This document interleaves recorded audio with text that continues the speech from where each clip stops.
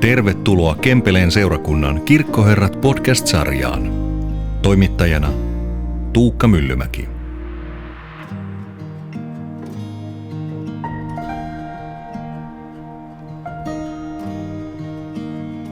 Näin startataan Kirkkoherrat podcast-sarjan päätösjakso ainakin tässä vaiheessa. Kimmo Helomaa, tervetuloa. Kiitos, kiitos. Jotta kaikki kuuntelijamme pääsevät kärrylle, niin kerro omin sanoin, kuka on Kimmo Helomaa? Heti alkuun tämmöinen hankala filosofinen kysymys. 55-vuotias Kempeleen entinen kirkkoherra ja nykyisin työskentelen tuolla Oulun seurakuntayhtymässä Oulun perheasian neuvottelukeskuksen johtavana perheneuvojana. Ja kotona on 2 lasta. Tämä lapsi nyt on ehkä vähän liukuva käsite, kun toinen on jo täysikäinen ja toinen sitten rippikoulussa, mutta kuitenkin vielä on molemmat kotona ja Oulusta kotoisin. Että en ole niin kuin Oulusta kauas uskaltanut lähteä. Tämä Kempele on aika sopivassa paikalla Oulusta. Täällä on hyvä olla. Minkälainen sun lapsuus oli? Alun perin, mistä päin Oulua sä oot ollut? Joo, eli mä oon Kaukovainiolta, jolla on tietynlainen maine. Ja kyllä se elikin sen maineensa mukaisesti vielä 70-80-luvulla, että kyllä se siitä sitten on silleen mukavasti rauhoittunut, vaikka jotain ongelmapaikkoja siellä edelleenkin on. Mutta Kaukovainio oli kuitenkin ihan hyvä paikka kasvaa. Toki se oli tämmöinen, mä aina vitsailu, että ainoa eläin, mitä mä oon ensimmäisen 20 vuoteen nähnyt, niin on betoniporsas.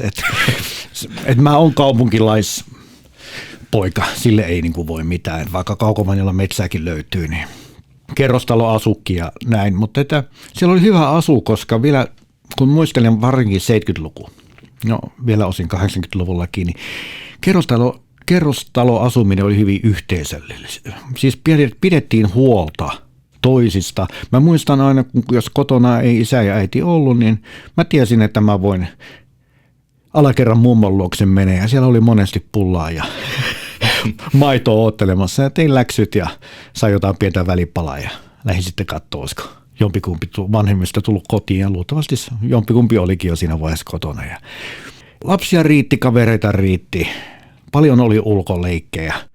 Toisin kuin tänä päivänä ehkä huomaa omassakin nuorisossa, että semmoinen ulkoleikki, ulkopelikulttuuri alkaa olemaan valitettavasti vähän mennyttä. Että joskus kyllä innostuvat, mutta että silloin se oli melkein päivittäistä, että luisteltiin talvella tai leikittiin jotain lumisotaa, kesäisin sitten pesäpalloa pelattiin. Ja aina oli väkiä pihalla. Siis aina. Joo, ja vaikka ei olisi ollut ketään, jos menit itse mailakädessä tai jotain sinne vähän. Niin ei kauan tarvinnut odottaa. Ei, kun porukka näki ikkunasta, että hei, Kimmo on ulkona.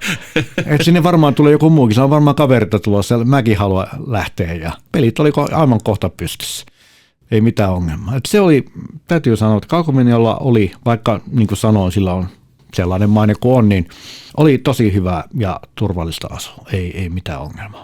Kyllä ja varmaan moni Kaukovainio kasvatti kokee sen aivan samoin, että siellä on ollut hienot muistot.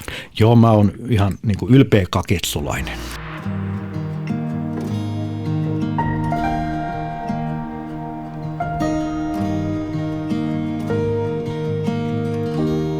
Kimmo, mitä sun vanhemmat teki työkseen? Mulla oli molemmat vanhemmat oli VR-töissä. Isä oli veturikuljettaja, äiti oli vaunusiivooja. Mun isoisä oli konduktööri, mun täti oli VR:llä, siis meillä oli niin kuin puolisukua. Mä oon ihan niin kuin kasvanut siinä ympäristössä ja paljon matkustettiin junalla. Ihan sen takia, kun siihen aikaan kaikki VR-läiset ja heidän lapset sai ilmaiset junaliput. Meillä oli tämmöiset hienot vapaaliput, joilla näytettiin, niin ilmaiseksi päästiin mihin vaan. Niin sitä kyllä käytettiin tehokkaasti hyödyksi. Ihan, ja musta piti tulla veturin kuljettaja. Mulle se oli ihan selkeää, että mä seuraan isän jälkiä ja lähden sinne, mutta sitten en tiedä, mä oon miettinyt tähän päivään asti, kun yläasteella piti ruveta miettiä, että lähteekö ammattikouluun vai lukioon ja mä opinto-ohjaajalle sanoin, että mä oon tämmöistä ajatellut, että mä lähtisin amikseen ja sitä kautta sitten vähän niin kuin tuonne VR:n puolelle ja sanoi mulle, että kuule Kimmo, että sulla on noi silmälasit. että et sä voi lähteä sinne, et sä pääse. Ja mä jälkeenpäin oon sitten ihmetellyt, että ei se nyt ihan yksi yhteen noin mene, että jos sulla vaan on niin kuin silmällä siitä, että sä et pääsisi. Mä veikkaan, että hän halusi, kun näki mun keskiarvon, niin halusi, että mä lähden lukioon ja vähän väänsi mut sinne. Ja ehkä näin jälkikäteen, niin kiitokset hänelle. En muista enää nimeä, mutta jos kuuntelee, niin kiitos opinto-ohjaaja Pohjan kartanosta vuodelta 1985. Oi, tämä oli. No näin kempeleläisenä täytyy sanoa, että tähän tuli sitten erityispainoarvo ilmaisulle, että sä oot junan tuoma. Joo, siis todellakin. Kyllä.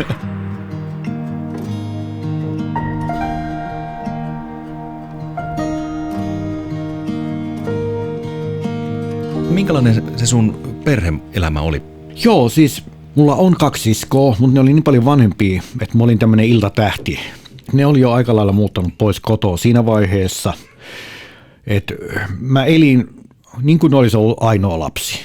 Siskot kävi joskus hoitamassa mua, että vanhemmat pääsi omiin juttuihin, mutta muuten niin kuin ainoa lapsi tietyllä tavalla. Ja lapsuus oli ihan hyvä. Meillä siihen aikaan nyt ei niin kuin mitään liikoja rahoja ollut tai muuta, mutta en mä niin jälkeenpäin, kun olen sitäkin miettinyt, niin koskaan ole kokeillut sitä, että olisi niin kuin ollut puutetta mistään. Jotenkin sitä pystyttiin elämään vaikka isäkin jäi sitten sairas eläkkeelle aika varhaisessa vaiheessa, kun hänellä meni selkä siinä veturinkuljettajan hommissa, niin ei se niin kuin näkynyt siinä, että olisi tarvinnut vilua ja nälkää kärsiä. Niin mutta se oli kyllä semmoista, niin kuin, voi sanoa, että ei rahaa ollut niin kuin kavereilla, mutta en mä niin kuin kokenut sitä koskaan ongelmaksi tai tälleen. Ja lapsuus oli hyvä, minusta pidettiin huolta ja niin kuin sanoin, jos ei vanhemmat ollut paikalla, niin aina löytyi kerrostalosta mummoja, jotka piti pikkupojasta huolta ja kavereita oli ja näin. Että se oli kiva, että semmoinen ehkä synkkiä sävyjä elämään tuli vuonna 1983, kun en ollut ihan vielä 13. Äiti sairastui vakavasti ja kuoli aika nopeasti sitten haimasyöpään. Ja se oli tietenkin meille isän kanssa melkoinen shokki, koska mun vanhemmat on syntynyt 20-luvulla. Mä vielä opin ja elin semmoisessa maailmassa, että on miehen työt ja on naisen työt. Mikä tarkoitti sitten, kun äiti sairastui ja menehtyi, niin isä joutui opettelemaan kaiken. Siis ruoanlaiton, pyykinpesun, manklaukset, mitä tahansa, niin kaikki piti opetella siis ihan nollasta. Et siinä mielessä nostan kyllä isälle hattua. Et vaikka alussa oli kyllä ne meidän ruuat aika hauskan näköisiä ja makuisia, mutta aika nopeasti äijä otti homma haltuun. Ja itse asiassa aikaan mestarileipuriksikin vuosien varrella kehittyy. Joo, se on varmaan melkoinen opettelu siinä niin kuin dynamiikassa sitten, että äijät jäi kahdestaan. Joo, kyllähän se oli ja siinä oltiin kahdestaan ja se oli vielä sitä aikaa, että ei sen hirveästi kyselty, että no miltä nyt tuntuu. Että kyllä sitä vaan, kaikki oli vaan ei muuta kuin eteenpäin ja sitä vaan puskettiin sitten eteenpäin ja täytyy sanoa, että hyvin me sitten niin kuin siinä mielessä löydettiin se ihan uudenlainen tekeminen ja oleminen. Totta kai niin kuin meidän suhde kehittyi aika vahvaksi sitten senkin myötä, vahvemmaksi vielä. Pidettiin toisesta huolta. Isä ensin minusta ja sitten kun hän rupesi vanheneen, niin mä pidin hänestä sitten huolta. Olipa kauniisti sanottu.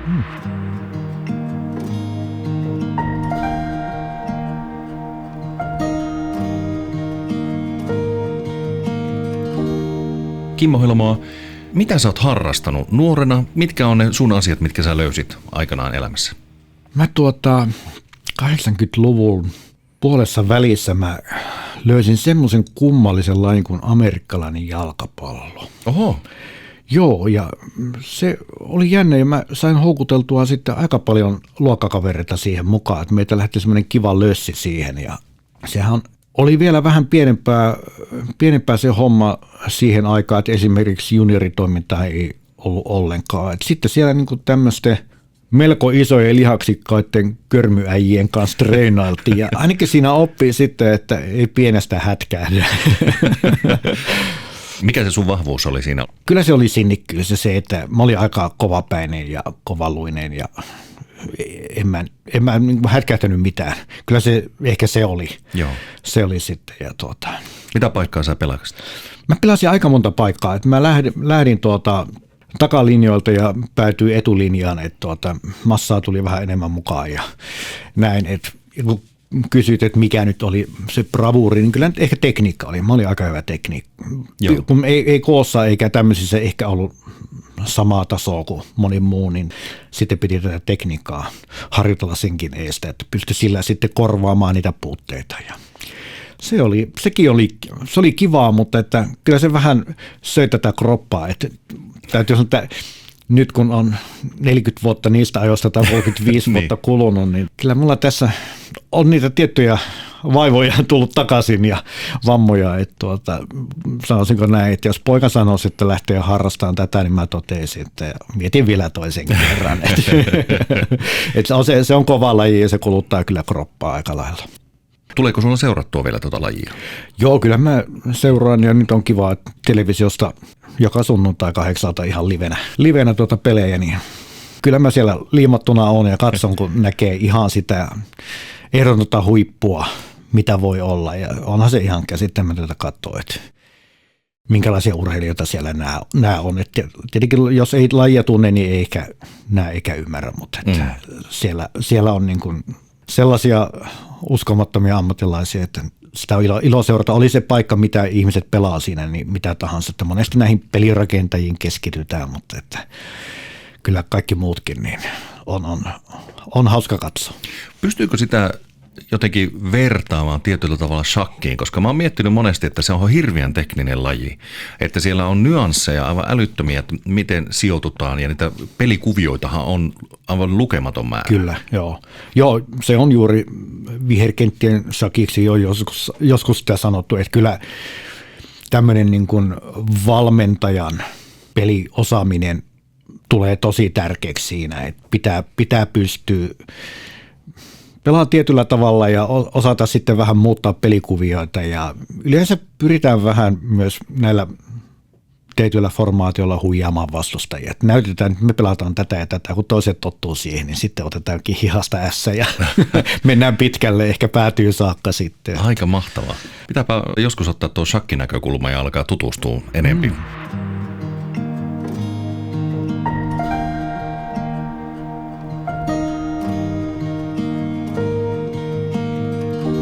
Siinä vaiheessa, kun opintoja piti alkaa tuumaamaan enempi, minne sinä lähdit ja suuntasit matkasi? Joo, täytyy tunnustaa, että mulla ei koskaan ollut mitään. Mä ihailen niitä, joilla on ikään kuin jotenkin tieto ollut jo jossain yläasteella, että mitä aikovat tehdä elämällään. Että ei mulla ollut vielä niin lukiossakaan mitään hajoakaan. Mä tiesin vaan yhden asian, että mua kiinnostaa historia ja mä näytän olevan aika hyvä siinä, kun tulee kymppejä liukuhiinalta.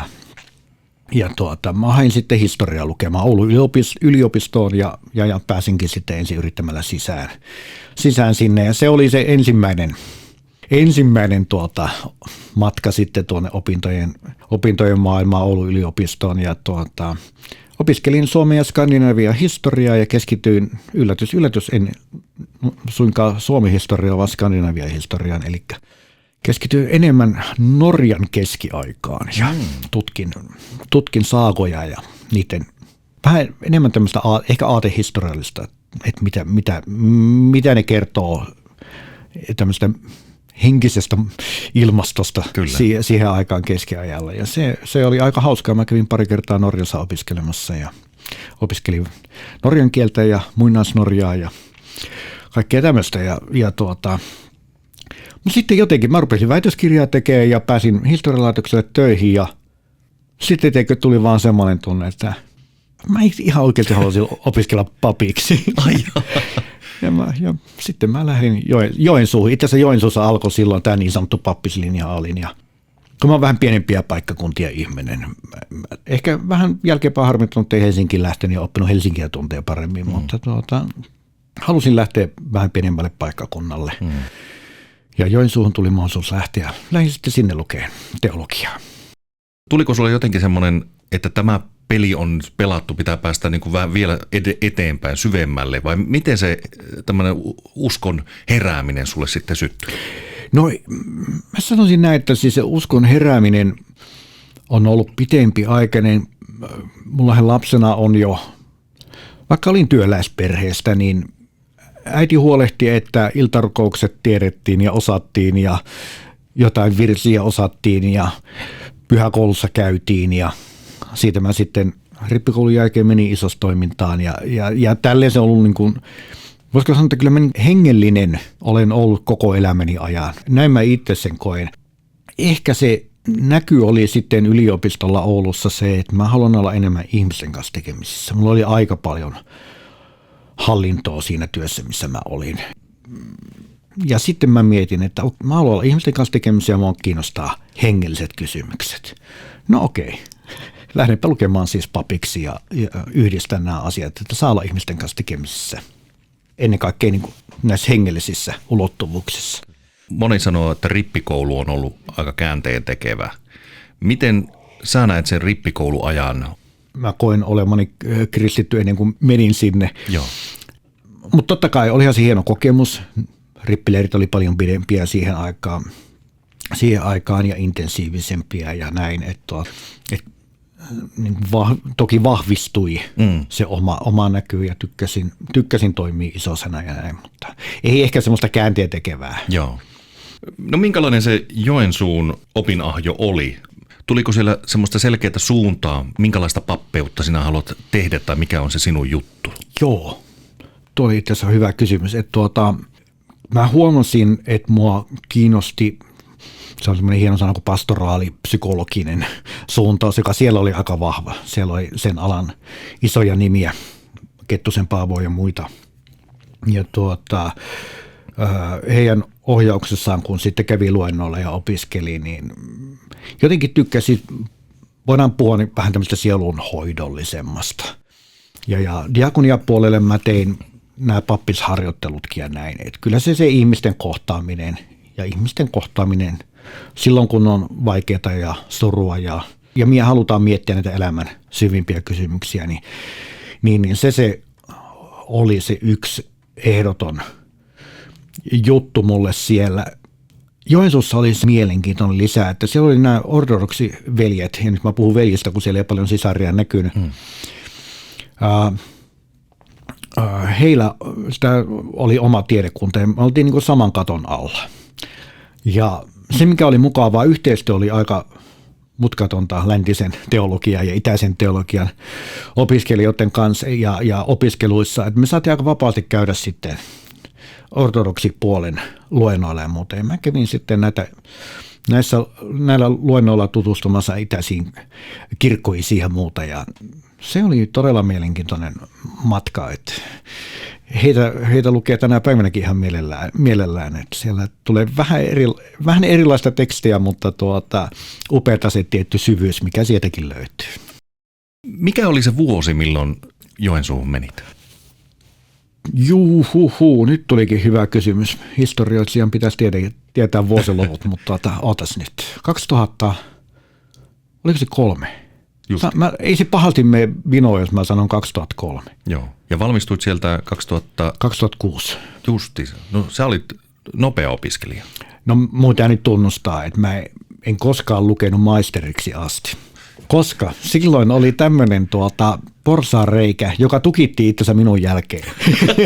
Mä olin viimeinen, joka ujuttautui sen läpi. Että jos sulla oli soveltuva ylempi korkeakoulututkinto jostain muusta yliopistoaineesta, niin sun ei tarvinnut lukea kuin kandiksi, niin sait pappisvihkimyksen. Niin mä käytin sitä hyödykseni. Mutta sen jälkeen se ei enää ollut mahdollista. Mä en tiedä ihan oikeasti, olinko mä viimeinen Suomen maassa, joka onnistui tekemään näin mutta kyllä mä graduopintoja tein, että ei mulla olisi itse asiassa paljon niitä jäljellä niitäkään. Et mulla on kivasti jäänyt kaikki mukavasti rempalleen. Väitöskirja, mulla on materiaalia monta laatikkoa kotona edelleenkin. Justi. Ja maisteriopinnotkin ihan niin kuin suunnilleen gradua varten valmiina, mutta elämä on vienyt sitten niin vauhdilla eteenpäin. Elämä on hieno seikkailu. Sanois muuta. Että mä oon aina kaikille sanonut, että milloin sä teet väitöskirjan, kun kysytään, että sitten kun mä oon eläkkeellä. Nimenomaan. Sitten on aikaa harrastaa.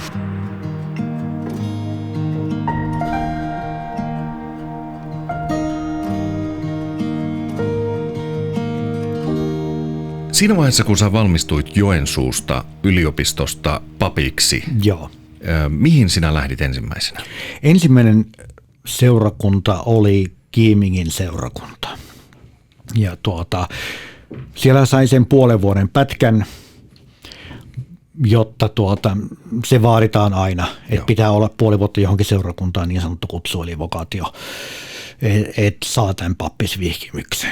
Ja kiitos Kiimingin seurakunnalle ja silloin sai VS-kirkkoherralle antoi mulle tämän mahdollisuuden. Ja olin sen puoli vuotta, mutta sen puolen vuoden aikana sitten Liminkaan tuli ihan vakituinen papin virka auki, niin hain sitten sinne ja sain sen. Ja oliko tämä sen jälkeen sitten, että sitten sinulle tuli Utajärven kutsu? Kyllä joo. Ja taas saa kiittää Liminkaa siitä. Mulla on aika niin kuin jälkeenpäin ajattelee. Tuntuu, että mä oon kovin vanha. No ehkä mä oon vanha, kun mä ajattelen aina, että näin jälkeenpäin ajateltuna. Mutta on ollut kiva olla eri seurakunnissa, jotka aina on suhtautunut positiivisesti siihen, jos on halunnut kehittää itsensä ja halunnut saada uusia haasteita. On se sitten koulutusta tai sitten tämmöisiä näin, että lainataan, niin sanotusti lainataan sitten kaveria johonkin muuhun seurakuntaan, kun haluaa vähän kokeilla siipien kestävyyttä. Minkälaista se kehittymisen halu sinulla on ollut pappisuralla? No kyllä se yllättävän on halunnut kehittää, on halunnut testata, on halunnut kokeilla omia rajojaan. Että kyllä se, voisi sanoa, että ehkä joina vuosina on vähän liiankin tiukille itsensä laittanut, että on opiskellut kaikkea mahdollista ja tehnyt sitten pitkää päivää kirkkoherran töitä. Kun on ollut vielä perhettäkin siinä ja pieniä lapsia, niin se on melkoinen yhtälö ollut, mutta kaikista on selvitty. Ja täällä olet edelleen kertomassa. Täällä olen edelleen kertomassa joo ja hymyssä suin, niin ei tässä mitään hätää ole. Kun 2015 aloitit kirkkoherrana, niin muistatko minkälainen se kirkkoherran vaali oli? Olen erittäin kiitollinen siitä, että se oli vielä tämmöinen vanhan tyylin vaalit, eli siellä ei tehty tämmöistä vaalityötä, että ei tarvinnut podcasteja tehdä ja omia kotisivuja tehdä ja päivittää ja kirjoittaa sosiaaliseen mediaan ja olla ryhmittymien kanssa tekemään tai oman tämmöisen ryhmän kanssa tekemisissä, että näissä isommissa seurakuntavaaleissa, kirkkoherran vaaleissa niin pohjoisessa kuin etelässä, niin se on mennyt vähän semmoiseen, että siinä saa vuoden sitten olla sosiaalisessa mediassa vaalityötä tekemässä. Täytyy sanoa, että en jaksaisi. Joo. Et mä en ole kovinkaan innostunut siitä puolesta, että meitä oli 3 kaveria hakemassa. Lankisen Jouko taisi olla tuomiokirkkoseurakunnassa silloin ja Tuloksen Petteri, joka oli Tuirassa ja on edelleenkin Tuirassa ja sitten minä. Ja mä olin ainoa, joka asui paikkakunnalla, eli mulla oli hieman tätä kotikenttäetua, mutta mä tykkäsin siitä meidän vaalipaneeleista ja muista, että me kannustimme toisiamme ja Lankisen Jouko etenkin tuntui, että tsemppasi kovasti enemmän melkein meikäläistä kuin itteensä niissä vaaleissa. Jäi lämmin kuvaa, mutta toisaalta Jouko loppujen lopuksi voitti tämän meidän keskinäisen kisan, vaikka minä voitin vaalit, koska sitten kun mä siirtyin täältä tuonne seurakuntayhtymään, niin itse asiassa Jouko oli sitten mun pomona ennen kuin jäi eläkkeelle. Niin. Jouko oli mua valitsemassa sinne, että ei jäänyt mitään hampaan koloon. Mitä oli ensimmäiset asiat, mitä sä koit, että mitä kirkkoherran pitää tehdä Kempeleissä? Oliko asiat valmiina vai pitikö heti lähteä töihin? Piti lähteä heti töihin, mutta se ei tarkoittanut, etteikö asiat olisi ollut valmiina. Ja tässä niin kuin hatunnosto edellisille kirkkoherroille todellakin sieltä Veikosta lähtien, koska Veikko on niin kuin minulla se ymmärrys pysähtyy. En tiedä, mitä Kalle on tehnyt. Kalle on ollut hyvä ihmisten kanssa ja näin, mutta kyllähän sieltä Kärnän Veikosta asti on tätä rakennettu. Ja kun toimintaympäristö on muuttunut, niin aina seuraava kirkkoherra on sitten jatkanut siitä ja tehnyt niitä tarpeellisia muutoksia, mitä on pitänyt tehdä. Et kyllähän mä pääsin niin valmiille, kuin ikinä joku voi päästä. Oikeastaan mulla oli se tilanne, että mun tarvitsi vaan tietyt asiat, jotka oli jäänyt hieman kesken, koska nämä on monesti aika isoja ja pitkiä prosesseja sitten, niin saattaa loppuun. Ja se ei enää niin kuin iso juttu ole. Eli kyllähän mulla oli hirveän hyvä asettua tähän.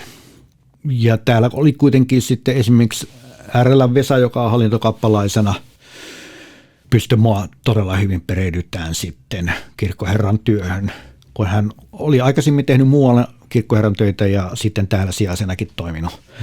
Niin pystyi kyllä siinä perehdytystä antamaan työn ohessa, että ei tarvinnut olla sormisuussa, että apua, mitäs tässä. Mutta sitten taas hyvä sukellus meidän työyhteisöön ja seurakuntaan ja mitä täällä tehdään ja on tehty, tuli sen kautta, kun piispan tarkastus, joka tulee 10 vuoden välein seurakuntaan, se oli just silloin. Niin sä pääsit heti siihen? Mä pääsin heti siihen ja mun piti semmoinen 100-sivuinen pumaska täyttää, että mitä me ollaan täällä tehty, ei ollut mitään hajuakaan. Piti lähteä kynäkädessä vaan kyseleen väeltä, että hei, mitä me täällä oikein tehdään ja mitä on tehty, että pitäisi piispalle vastata jotain, niin se oli hyvä sukellus syvään päähän.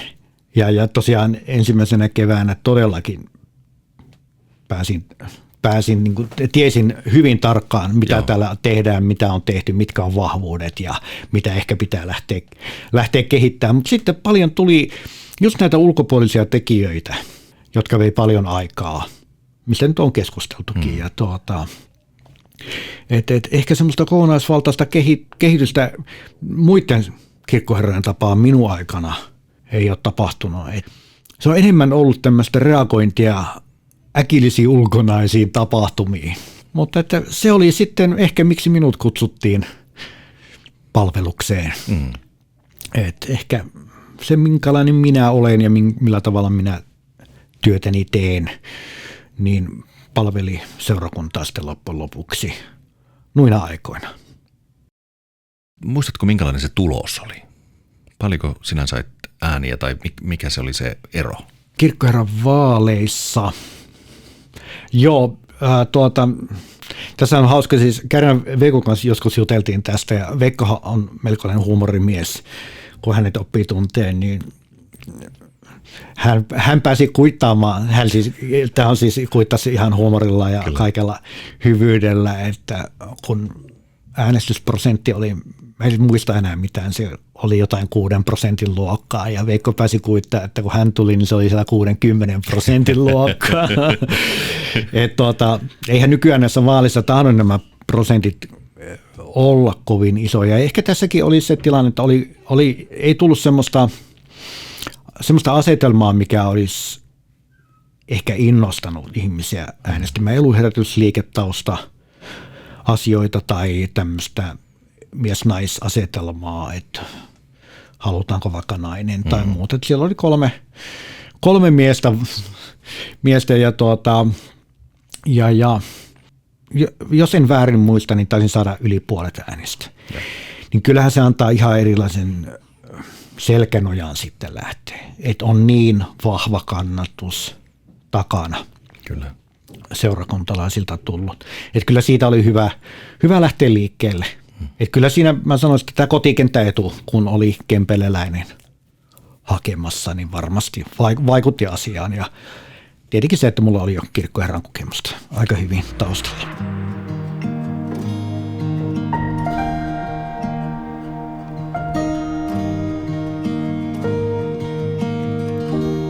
2015, kun sä oot aloittanut, niin mitä kaikkea, mitkä on ollut niitä isoja asioita? Yksi asia heti aluksi oli, kun tulin taloon, se ei ollut sinänsä kovin iso toiminnan puolesta, mutta se oli hyvin kuvaava koko mun kirkkoherran kaudelle, oli se Zeppelinissä oleva kappeli. Se haluttiin silloin purkaa.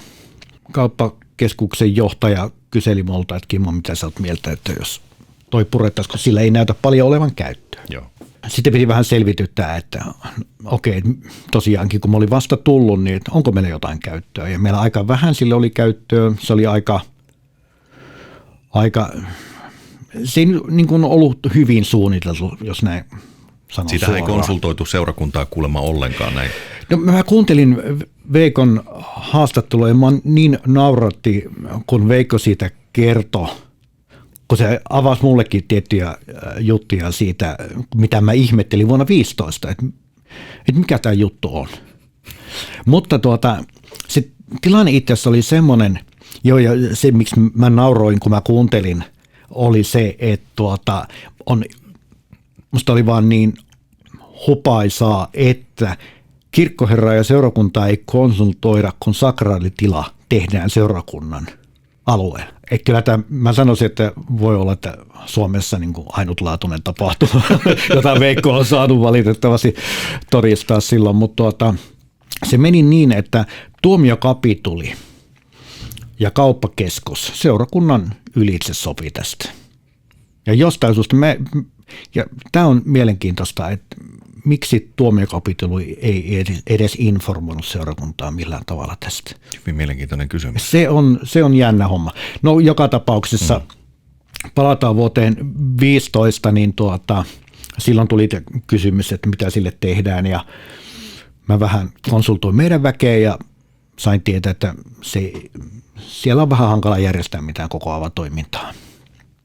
Ja meillä ei kauheasti sille käyttöä ollut, jonka mä ilmoitin sitten tuomiokapitulle ja näin, että meidän puolesta voitte keskenään sopia, mitä sille tehdään. Ja he sitten päättivät, että se voidaan purkaa. Se oli jo pikkuhiljaa alkanut rapistumaan ja näin. Niin eli se oli siinä alussa tämmöinen, tämmöinen päivystyssysteemi. Ajattelin, että korvataan se sillä, että päivystetään perjantaisin siellä ja tavataan ihmisiä, että kappeli on mennyt, mutta jos sitten seurakunnan työntekijät näkyvyydellään paikkaisi sitä ja itse ainakin tykkäsin siitä. Tapasin monia seurakuntalaisia siellä ja myös ulkopaikkakuntalaisia ja oli hyviä keskusteluja. Ja se perinnehän on jatkunut edelleen, että se on löytänyt paikkansa. Oliko silloin siinä kappelissa niin sinun aikana koskaan työntekijää paikalla? Meillä oli jotain toimintaa. Jotain ihan pientä siellä oli muutaman kerran vuodessa, mutta ongelma oli se, että kun sinne ei sisälle mahtunut kovin paljon, että se oli ehkä tarkoitettu tämmöiseksi hiljentymistilaksi. Että sinne ei oikein mahtunut väkeä ja se oli muutenkin ei niin hyvä tila. Ja sitten kun se ei ollut keskusaukion lähellä. Niin se oli jännässä kohdassa, se on, missä nykyään on ne portaat sinne kakkoskerrokseen. Niin, joo. Siinä portaiden allahan se oli. Niin, eli se oli siinä mielessä pikkusen syrjässä, että nyt kun meillä on jotain toimintaa, niin mehän olemme siellä keskustorilla ja pyörimme siinä, jossa paljon helpompi on tavata sitten ihmisiä. Kyllä. Et ei hirveästi ollut, ehkä muutaman kerran vuodessa jotain pientä oli siellä. Et se oli sitten tämmöisessä yhteiskristillisessä käytössähän se enemmän oli. Et sitten vapaat suunnat käytti myös sitä hyödykseen. Et kyllä siellä siis muuta toimintaa sitten ehkä oli enemmän kuin meidän toimintaa. Oliko muuta, nyt kun oli tämä korona ja tämä kappelin purku, niin oliko jotain siinä kirkkoherran aikana vielä jotain semmoisia isoja? Joo, oli. Voisi sanoa sitä, että kun kuuntelin mielenkiinnolla muiden kirkkoherrojen näitä podcast-juttuja, niin mulla tuli semmoinen mieleen, että aika on purkaa ja aika on rakentaa. Mulla oli ehkä tämä purkamisen teema sitten, että meillähän palo toi vanha pappila, tosi iso menetys, vaikka sitten saatiinkin uusi pappila tilalle, mutta sehän teki ison loven, vaikka meidän nuorisotyön osalta. Samaan aikaan vuosikaudet oli vanha kirkko kiinni ja resurssit, voimavarat meni paljon siihen restaurointiin, mikä vähän viivytti sitten tämän pappilan rakentamista. Toki siinä nyt oli vähän seikkailuja vakuutusyhtiönkin kanssa, joka viivästytti ainakin 1 vuodella sen rakentamista. Muutto varmaan tänne Kokkokankaalle. Muutto joo, että meillähän sitten sisäilmaongelmat nosti päätään Tilitien keskustan seurakuntatalossa ja tuli sitten vähän samaan syssyyn muistaakseni, kun se pappilan palo tuli sitten muutto tänne Kokkokankaan puolelle väestötiloihin ja oppiminen sitten työskentelemään täällä.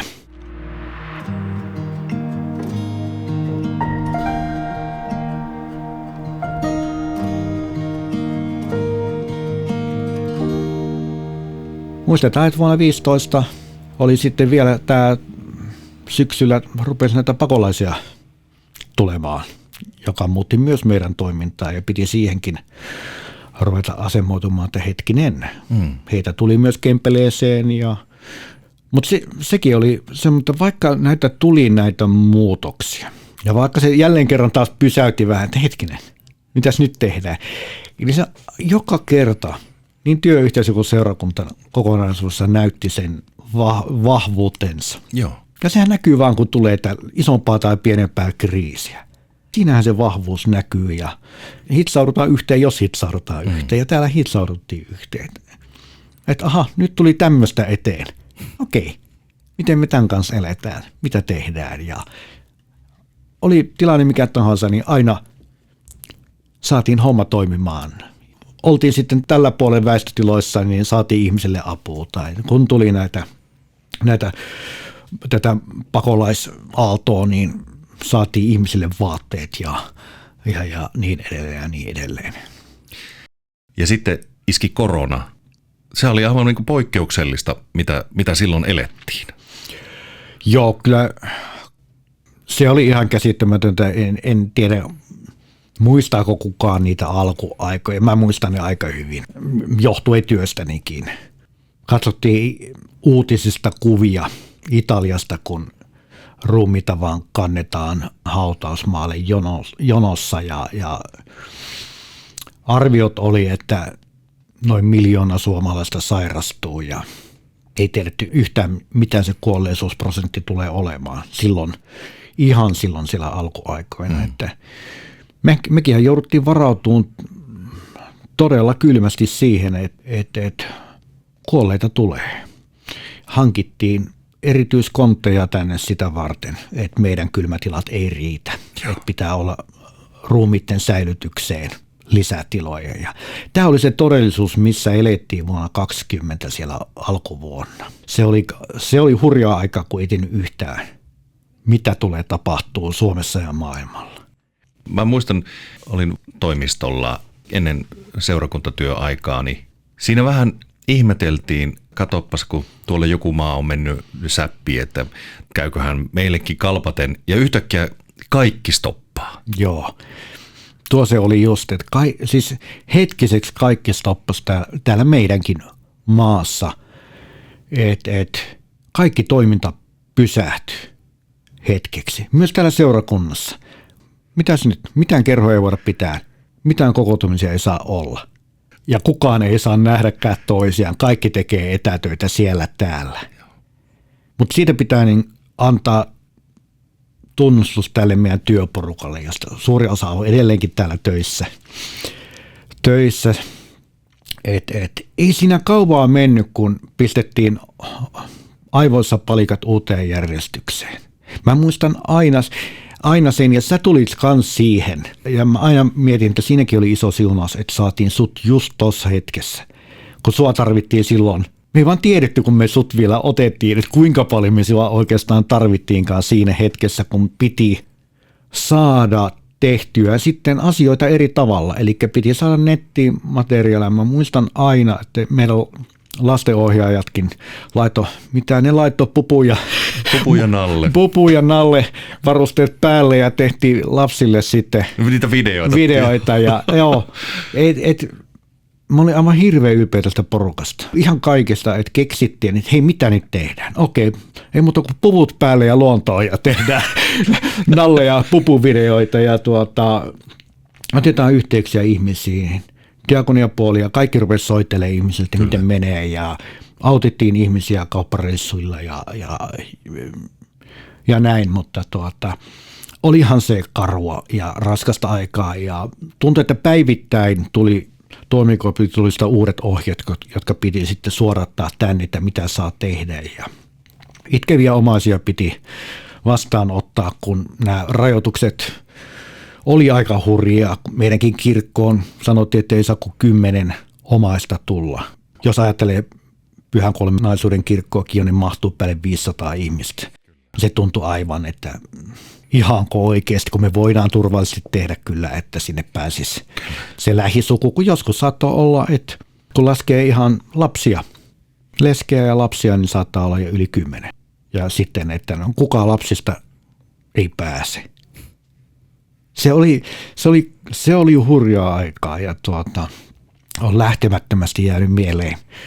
Ja toisaalta hyväkin, että se on jäänyt lähtemättömästi mieleen, että nyt voi olla taas kiitollinen, että mekin tässä ollaan kasvotusten juttelemassa. Ja Joo, ja tosiaan, että jos joku niistää, niin ei ole heti silleen, että wow. Joo, mä muistan senkin, kun pitkän aikaa oli, että jos joku yskäs kaupassa, tai minä yskäsin, niin tuntui, että nyt on paettava täältä ennen kuin lynkataan. Että kyllähän se oli sellaista aikaa, mutta aika nopeasti se normalisoitu sitten, kun onneksi se viruskin muuntui vähän rauhallisemmaksi sitten. Että näin, mutta se oli yksi niistä isoista jutuista mun kirkkoherra aikana.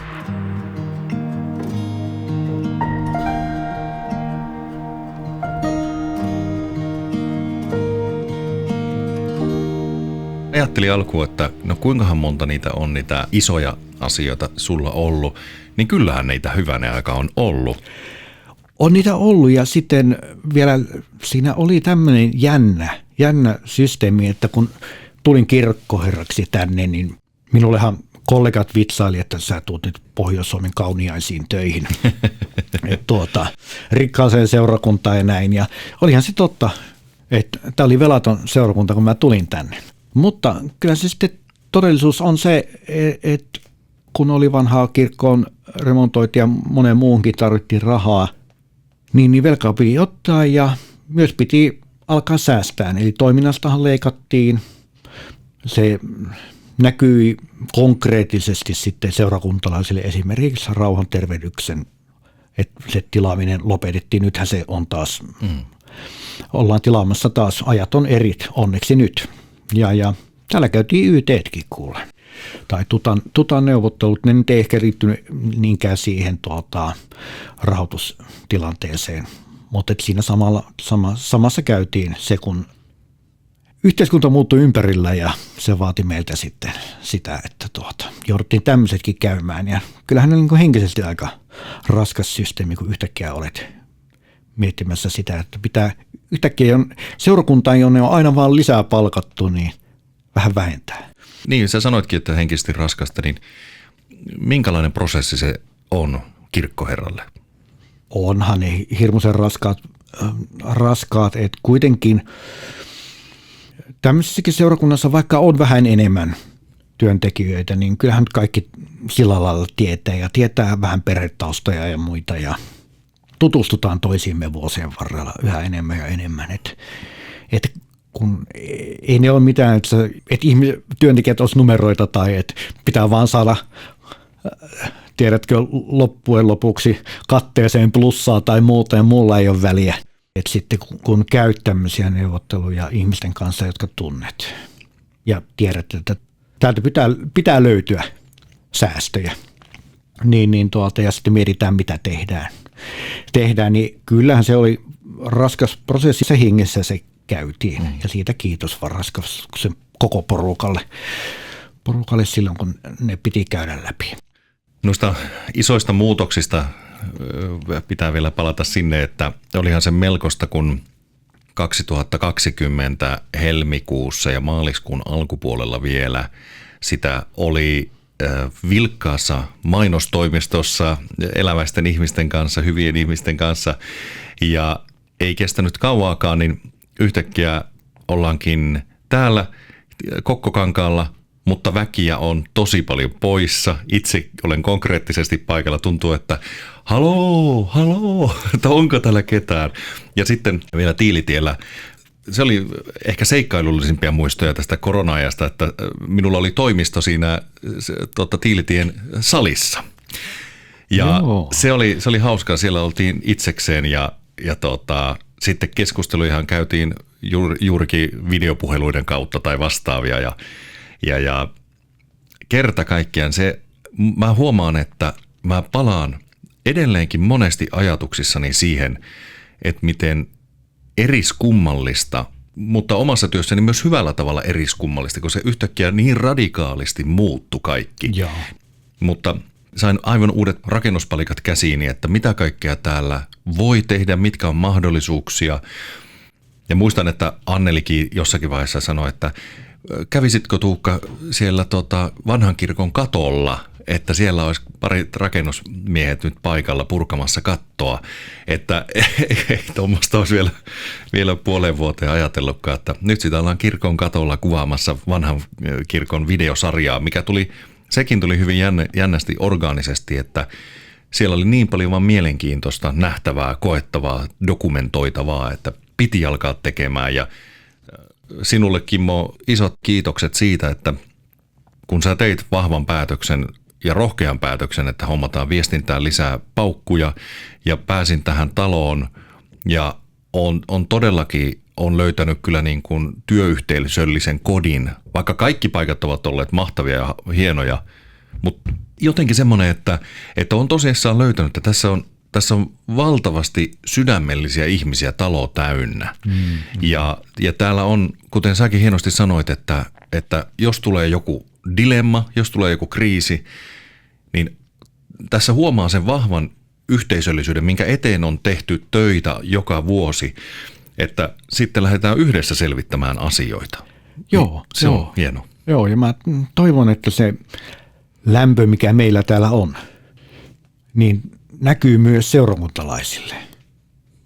Että työntekijällä on hyvä lähteä täältä työyhteisöstä sitten tekemään niitä omia töitään tuonne. Olisi nyt kirkossa tai missä tahansa tilassa. Että se niin kuin näkyy, koska siksihän täällä ollaan, että halutaan. Niin kuin sanoin, että miksi mä sitten lähdin lukemaan papiksi, olisi, että mä haluan tavata seurakuntalaisia. Että se on se pointti. Toivottavasti se näkyy myös sitten seurakuntalaisille. Ja kyllähän täällä kuitenkin, vaikka ajattelee, että Kempele on tämmöinen, jos ajattelee kuntaa, joka on kasvanut hirveän nopeasti ja täällä on paljon juurettomuutta. Siis sillä lailla, että moni tulee, niin kuin sanoit, junalla tulee ja voi olla, että se lähiverkosto on ihan jossain muualla. Että täällä ollaan aika yksin ja käydään ehkä Oulussa töissä, niin täällä kuitenkin sitten, kun mä mietin tätä seurakunnan toimintaa, niin hienoa yhteisöllisyyttä, hienoa lämpöä, minkä näkee joka sunnuntai Jumalan palveluksessa, mutta muussakin toiminnassa.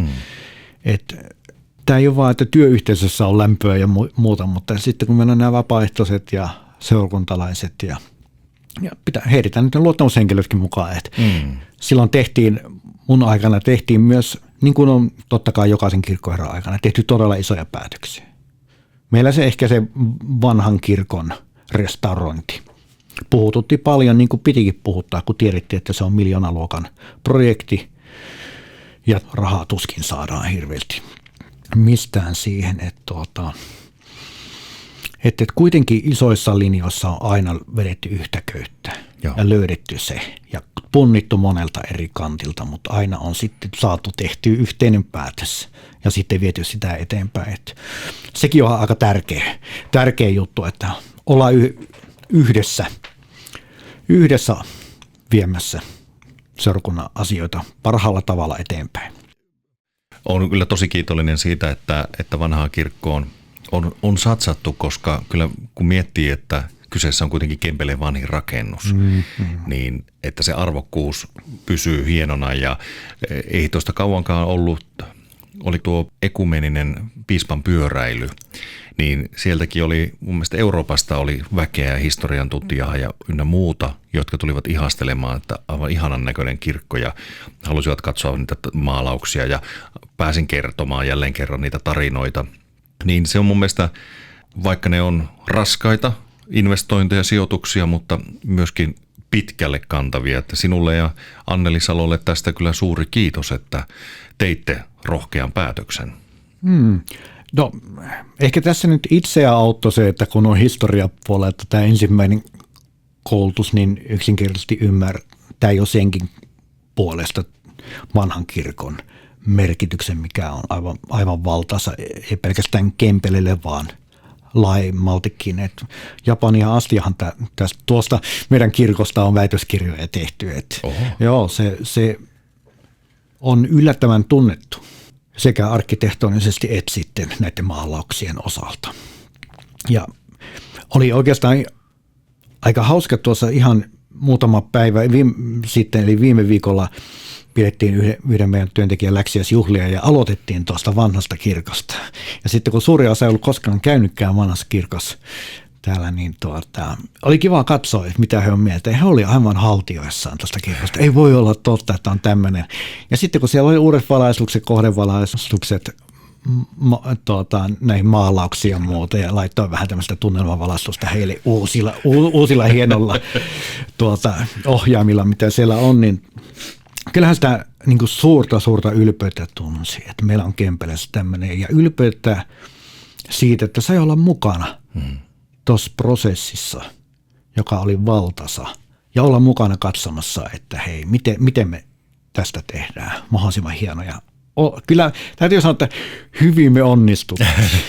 Kyllä.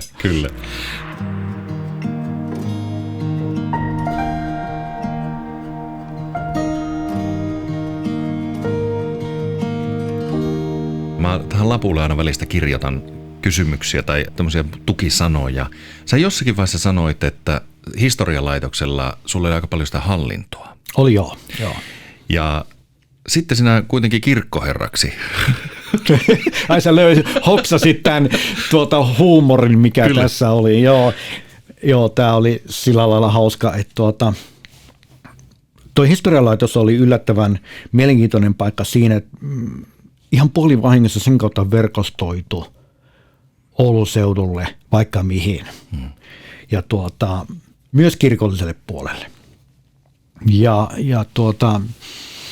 kun mä sitten luin papiksi ja tulin takaisin tänne Oulun seudulle tekemään ihan perusseurakuntapapin työtä, ensin Kimminkin ja sitten Liminkaan, niin siinä ei kauakaan mennyt 2010 vai 9 vuoden puolella tuomiokaupitulista soitettiin, että hei, tarvittaisiin kirkkoherran sijasta Utanjärvelle. Ja sähän tiedät tuon hallinnon, eikös vaan? Ja siitä se sitten lähti ja Utanjärvellä oli mielenkiintoista olla. Siellä kirkkoherra käväsi muualla välillä armeijan palveluksessa ja siellä oli hyvin järjestetty seurakunta ja oli helppo opetella tätä kirkkoherran työtä ja se sitten poiki Pudasjärven, joka oli taas sitten vähän isompi seurakunta ja siellä olin 3 vuotta VS-kirkkoherrana ja sitten sieltä sitten pikkumutkan kautta tänne Kempeleeseen ja pikkuhiljaa se hallinto löysi minua enemmän ja enemmän. Utajärvi oli vielä niin pieni, että se hallinto pysyi sillä lailla kohtuudella järjestyksessä ja Pudasjärvi vielä, vaikka siellä sitten selkeästi tuli enemmän sitä hallintoa, niin oli sama, että ehti vielä tehdä toimituksia ja näin. Mutta sitten kun Kempeleeseen tuli, niin kyllä se sitten muuttui. Tämä on sen verran iso työyhteisönä ja seurakuntana kuitenkin. Keskisuuri näin Suomen mittakaavassa, niin huomasi, että nyt täytyy aika lailla jättää toimitukset minimiin ja keskittyä ihan pelkästään tähän hallintoon, koska sitä ei tee kukaan muu. Meillä on kuitenkin useampi pappi tekemässä toimituksia, mutta sitten on monia kirkkoherrallisia töitä, joita ei voi kukaan muu tehdä kuin kirkkoherra. Ja niinpä minä huomasin sitten olevani vähän niin kuin ympyrä sulkeutui, että tulin työhön, jossa sitten on todella paljon jälleen kerran hallintoa ja vaikka siinä kirkkoherran työ oli siinä paljon tai vähän hallintoa, niin kyllähän se niin pitää kuitenkin tunnustaa, kyllähän se on aika merkityksellistä työtä. Ja voi sen hallinnonkin nähdä sen kautta, että sillä mahdollistetaan sitten, että seurakunta voi hyvin loppujen lopuksi. Että kyllä sillä toki näin on, ja kirkkoherran työ oli sitten pienessä tai isossa seurakunnassa, niin onhan se semmoinen hieno näköalapaikka koko seurakuntaan. Että siinä se on niin kuin upea. Ja se, että tietenkin saa verkostoitua myös sitten kyllä esimerkiksi täällä Kempeleessä kunnan kanssa ja monen muun toimijan kanssa. Että sekin on ihana tässä Kempeleessä, kun muistelee niitä aikoja. Ei kuinka helppo täällä oli verkostoitua ja tehdä yhteistyötä. Oli kyseessä kunta tai sitten järjestöt. Kyllä. Kempele on silleen, että vaikka ollaan melkein 20 000 ihmisen kunta, niin tässä on silti semmoinen kyläyhteisömäisyys edelleen.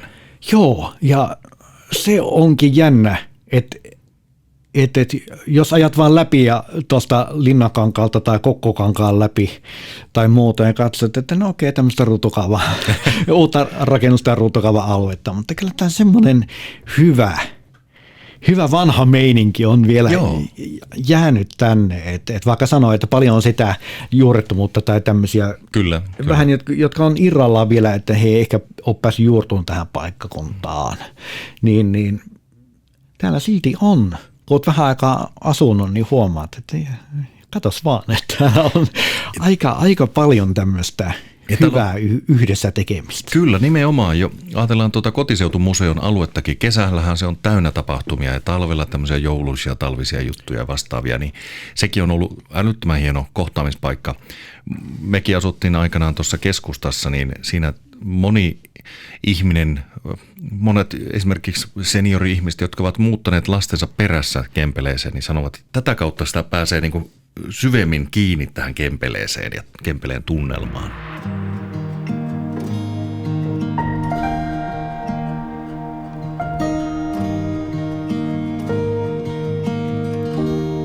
Mikä se oli se vuosi, kun sinä aloitit tuolla seurakuntayhtymällä nyt sitten? Aloitin joulukuun alussa 22. 3 vuotta ollut siellä töissä. Joo. No nyt kun sulla on jo muutama vuosi väliä tähän Kempeleeseen, niin minkälaisia ajatuksia ja muistoja sulla nyt, tai minkälainen tunne syntyy, kun miettii Kempeleen vuosia? Joo, vaikka mä sanoin, että paljon oli tämmöisiä, niin kuin, että aika on purkaa, niin kun sitä tehtiin kaikkea kuitenkin hyvässä hengessä ja yhteisymmärryksessä ja vaikka oli koronaa ja kaikkea, niin niistä selvittiin ja mentiin eteenpäin hienosti, niin kyllähän siis semmoinen todella lämmin läikähdys tänä päivänä käy. Ja se, että kyllähän täällä oppi aivan hurjasti. Että kyllä niin kuin, esimerkiksi, että vaikka olin tehnyt jo kirkkoherran hommia useamman vuoden, kun tänne tulin, niin kyllähän tämä siinä oli kuitenkin todella upea. Voisiko sanoa, että oppikoulu, jos kansakoulua kävi ennen, niin tämä oli sitten se oppikoulu, että tämä oli hieno niin kuin siinäkin mielessä oppimiskokemus. Ja kun sanoit, että lämmin tunne, niin syystäkin saa olla, koska miettii, että kuinka ankaria harppauksia tässä on monen asian suhteen otettu sitten. Että joo, ja jos ajattelee, että Veikko voi aina mennä Pyhän Kolminaisuuden kirkkoon ja ajatella, että no, tämä tehtiin mun aikana ja Markku voi tulla tänne Kokkokankaan seurakuntakeskukseen ja todeta, että tämä on aika hieno juttu ja onkin. Jos ajatellaan, mietipä sitä, vanha kirkko monta vuotta ollut esimerkiksi pois käytössä, että okei, oli käytännön pakkokin rakentaa, mutta että rakennettiin just tuommoinen Pyhän Kolminaisuuden kirkko, minkälainen se on ja miten se palvelee meitä, miten se palvelee jumalapalvelusyhteisöä, miten se palvelee kirkkokahveja ja seurustelua ja ihmisten tapaamista ja sitten mietitään tätä tilaa, joka on hurjan monikäyttöinen. Justkin äsken lapset kävi tuossa koputtelemaan tätä ovea, että täällä on koko ajan elämää ja monenlaista voi yhtä aikaa tapahtua, isompaa ja pienempää ja väestötiloinahan tämä oli täydellinen. Niin, jos olisi se sisäilmaongelma tullut ennen kuin tätä olisi ollutkaan, niin oltaisiin oltu ihan pulassa. Joo. Ja sitten kun miettii, mennään Pekan aikoihin, luurimutka tuli silloin, mietitään tätä meidän nuorisojoukkoa, paljonko meillä on rippikouluikäisiä, me oltaisiin aivan huutavassa hukassa, jos meillä olisi juuri leirikeskus tuolla, missä on ja kuinka jumalanpalveluselämää on rakennettu ja kaikkea. Kyllähän tässä on, että kyllä se niin kuin lämmin tunne tulee myös siinä, kun miettii, että mitä kaikkea aikaisemmat kirkkoherrat, luottamushenkilöt, työntekijät on täällä rakentanut. Et sille pohjalle on hyvä tulla ja ehkä mä voin sitten katsella vanhaa kirkkoa ja kohdevalaistuksia siellä ja todeta, että ihana kun sai tässä olla mukana. Että vaikka ei mitään nyt niin hirveä uutta tullut silloin, eikä sitä aina tarvitse tullakaan, mutta joskus on kiva vaan nähdä jossain se oma sormenjälki. Kyllä. Ymmärrän täysin. Tämä Kirkkoherrat-podcasti on ollut mullekin tosi vahvasti sellainen, että on ajatellut, että kyllähän mä teistä kirkkoherroista on jotain kotiläksyjä tehnyt. Mutta aina huomaa sen, että kyllä meillä on ollut jokainen niin omalla paikallaan. Hienosti teidät on asetettu paikallenne ja te olette tehnyt sitä työtä. Jokaisen työ on ollut niin merkittävää, että kyllähän tässä niin kuin toivottavasti sinä kuulija siellä toisella puolella nyt tällä hetkellä ja minä tekijänä, niin kyllähän tässä niin kuin välistä kokee semmoista mykistymistä, että vau, ja omassa työssä, että saa tehdä tällaista, haastatella 4 kirkkoherraa ja ajatellaan, että ensimmäinen on heistä aloittanut vuonna 1966. Juuri näin, joo. Että onhan tämä sellaista, mitä ei monessakaan paikassa päästä kokemaan.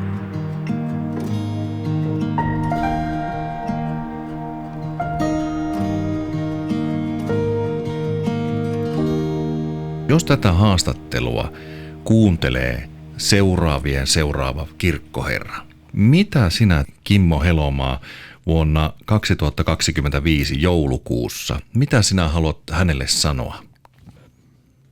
Mitäköhän haluaisin?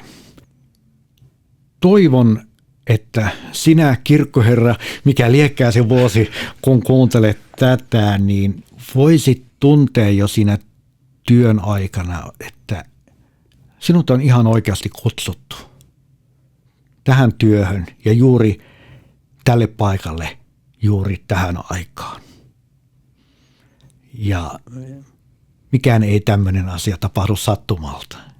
Et vaikka voi olla välillä vaikeita päiviä, niin toivon, että muistat tämän, että sinut on syystä kutsuttu ja tähän tehtävään siunattu. Että ole rauhallisella mielellä. Ole sillä rauhan mielellä, minkä meidän vapahtaja vaan voi antaa. Amen. Totta kai meidän täytyy myöskin pyytää, Kimmo, sinulta tervehdys meidän omille seurakuntalaisille. Sana on vapaa. Olkaa ylpeitä tästä seurakunnasta. Tämä on monella tapaa hyvin, hyvin poikkeuksellinen seurakunta. Ja mä tiedän sen, että kun moni tuolta etelästäkin on tullut opintomatkalle tänne katsomaan, että miten täällä asioita tehdään, minkälainen tämä yhteisöllisyys täällä on ja miten esimerkiksi jumalanpalveluselämä on rakennettu ja miten siitä huolehditaan. Sekin on yhtä tärkeää kuin se rakentaminen, että miten sitä pidetään elävänä. Olkaa ylpeitä siitä ja toivottavasti olette löytäneet oman paikkanne tästä hienosta yhteisöstä. Tässä on hieno olla ja toiminnassa mukana. Ja vaikka ei haluaisi olla vapaaehtoinen, niin sekin on ihan ok. Että vapaaehtoiset ja me työntekijät ollaan juuri sinua varten, joka tulet, oli se toimintamuoto mikä tahansa, mukaan siihen. Sinua varten me olemme täällä. Ja jotenkin nämä koronavuodet ja kaikki on opettanut juuri tuohon rauhan ajatukseen. Että itse ajattelen, että jos lähdettiin siitä liikkeelle, että Zeppelinin kappeli purettiin ja kohta tuli tätä pakolaisaaltoa ja lopettelin siihen uraani, kun korona oli vielä voimissa ja Ukrainan sota alkoi, niin jollain tavalla ymmärtää se, että seurakunta on kuitenkin, tapahtuu mitä tahansa, se on aina läsnä. Sillä on aina siunaus mukanansa ja me voidaan niin kuin meidän siitä luottamuksesta ja uskosta ponnistaa aina. Et ajattelen juuri tätä rauhan teemaa näinä päivinä. Että otetaan se rauha, minkä voimme ylhäältä saada, ei se melske, mitä maailma meille antaa. Ja lähdetään siitä luottamuksesta, uskosta ja rauhasta ponnistetaan elämään, joka päivä elämään.